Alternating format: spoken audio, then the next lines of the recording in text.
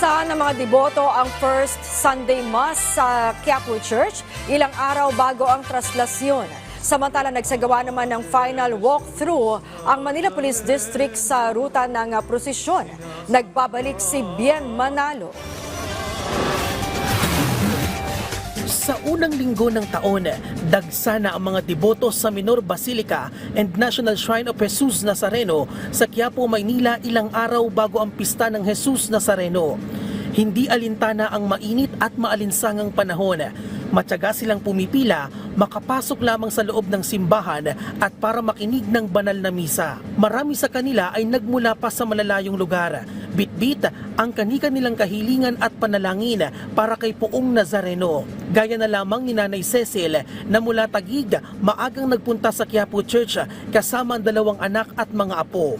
Bukod sa magandang kalusugan para sa kanyang pamilya, ipinapanalangin niya rin sa Poong Nazareno ang manginginom niyang mister.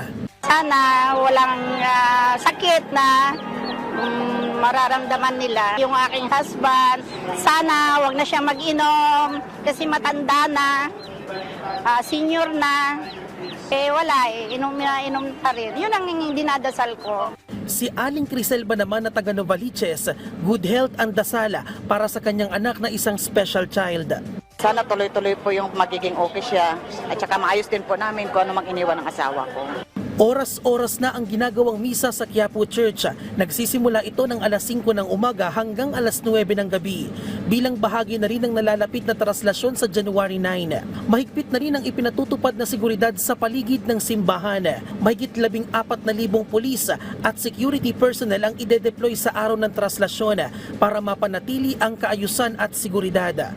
Ipatutupad ang gun ban mula January 8 hanggang January 11. Gayon din ang liquor ban sa paligid ng simbahan mula January 8 hanggang January 10. Samantala, inanunsyo na rin ng Malacanang na special non-working holiday ang January 9 sa Maynila bilang paggunita sa pista ng Poong Nazareno.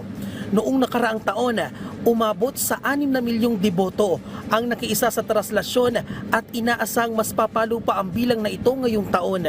Samantala, buhay na rin ang nagtitinda sa paligid ng simbahan.